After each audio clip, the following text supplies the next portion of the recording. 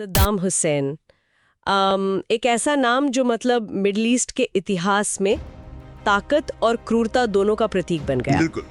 आज हमारे पास जो स्रोत हैं वो उनके जीवन, उनके शासन और उनकी विरासत का एक काफी गहरा विश्लेषण करते हैं। जी। तो आज की चर्चा का लक्ष्य यही है कि सद्दाम हुसैन के उस जटिल शासनकाल को समझे, उनकी महत्वाकांक्षा, उनकी क्रूरता और इराक पर उसका जो स्थायी प्रभाव पड़ा उसको। हाँ, ये समझना जरूरी है। कैसे एक, आप सोचिए, गरीब गांव का लड़का इराक का सबसे ताकतवर शासक बन गया और उसने अपने देश और दुनिया पर क्या छाप छोड़ी।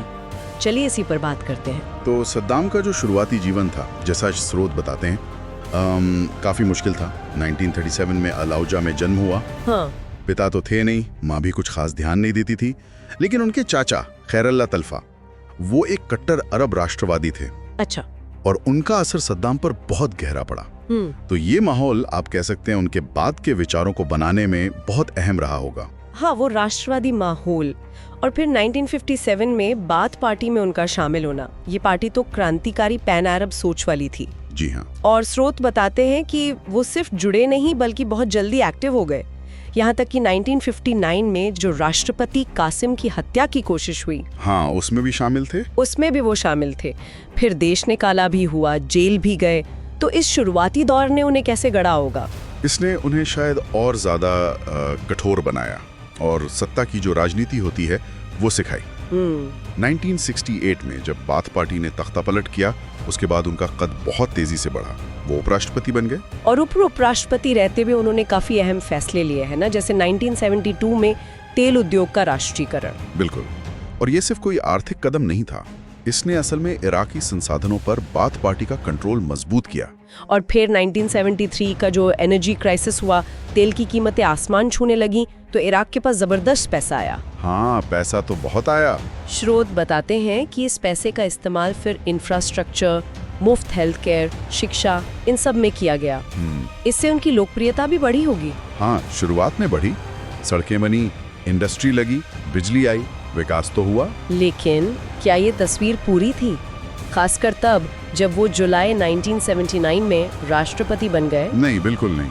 राष्ट्रपति बनते ही उनकी प्राथमिकताएं बदल गईं। स्रोत साफ बताते हैं कि सत्ता संभालते ही पहला काम विरोधियों का सफाया। अच्छा। हाँ, एक बहुत कुख्यात घटना का जिक्र है। बाथ पार्टी के ही 66 सदस्यों पर गद्दार होने का आरोप लगाया गया। और उन्हें सिर्फ हटाया नहीं गया, दूसरों को मजबूर किया गया कि वो उनकी हत्या में हिस्सा लें। बाप रे। ये एक तरह का क्रूर संदेश था सबको कि अब पूरा कंट्रोल मेरा है, कोई विरोध बर्दाश्त नहीं होगा। और यहीं से वो पर्सनैलिटी कल्ट, मतलब व्यक्ति पूजा, वो भी शुरू हुई। तो एक तरफ ये विकास का दावा और दूसरी तरफ इतना भयानक दमन। ह्यूमन राइट्स वॉच का अनुमान है कि उनके राज में 2.5 लाख से 3.25 लाख इराकी मारे गए या लापता हो गए।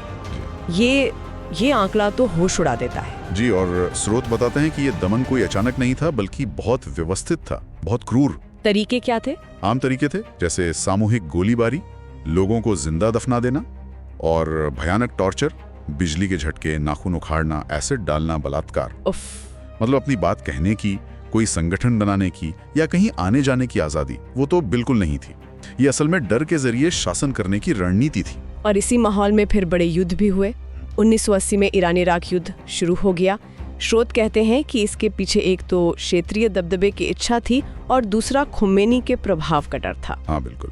ये 8 साल चला युद्ध कितना विनाशकारी रहा? बहुत ज्यादा। इसमें पहली बार बड़े पैमाने पर रासायनिक हथियारों का इस्तेमाल हुआ। अनुमान है कि कोई 20,000 ईरानी सैनिक इनसे मारे गए। 20,000? हाँ, और इराक को भी भारी नुकसान हुआ। 1 लाख से ज्यादा सैनिक मारे गए और देश पर, आप सोचिए, 65 से 80 अरब डॉलर का कर्ज चढ़ गया। इतना ज्यादा कर्ज? जी, ये एक बहुत बड़ी रणनीतिक भूल साबित हुई, जिसका खामियाजा इराकी लोगों ने भुगता। और फिर उसी भारी कर्ज का नतीजा था 1990 में कुवैत पर हमला, मतलब तेल के पैसे पर कब्जा करने की कोशिश। हाँ, स्रोत तो यही इशारा करते हैं। कर्ज चुकाना था, तेल चाहिए था, लेकिन इस बार अंतर्राष्ट्रीय रिएक्शन बहुत सख्त था। हाँ, यूएन ने कड़े प्रतिबंध लगा दिए। बिल्कुल। और फिर 1991 में अमेरिका के नेतृत्व वाले गठबंधन ने इराकी सेना को कुवैत से खदेड़ दिया।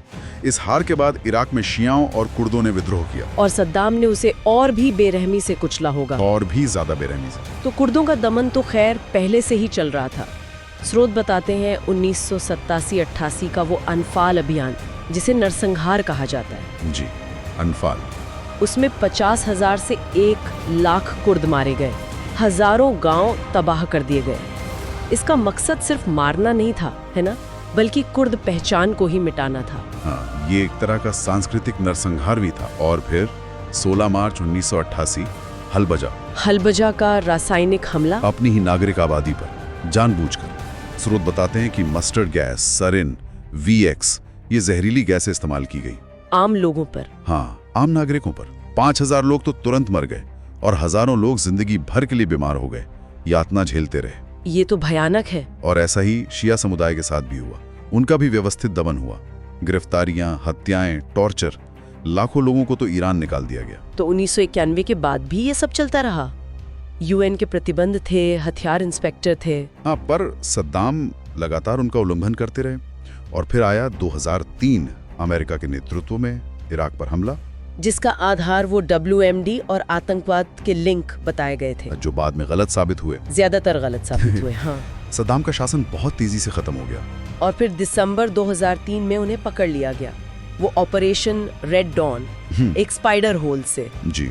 फिर इराकी स्पेशल ट्रिब्यूनल में उन पर मुकदमा चला और उन्हें 1982 के दुजेल नरसंहार के लिए दोषी पाया गया। दुजेल, जिसमें 148 शियों की हत्या हुई थी। हाँ, उसी मामले में मानवता के खिलाफ अपराधों का दोषी पाया गया। और दिसंबर 2006 में ईद अल अधा के दिन उन्हें फांसी दे दी गई। उनकी विरासत आज भी कितनी बटी हुई है, बहुत ज्यादा बटी हुई है। स्रोत बताते हैं कि कुछ अरब देशों में लोग उन्हें आज भी पश्चिमी ताकतों के विरोध के प्रतीक की तरह देखते हैं।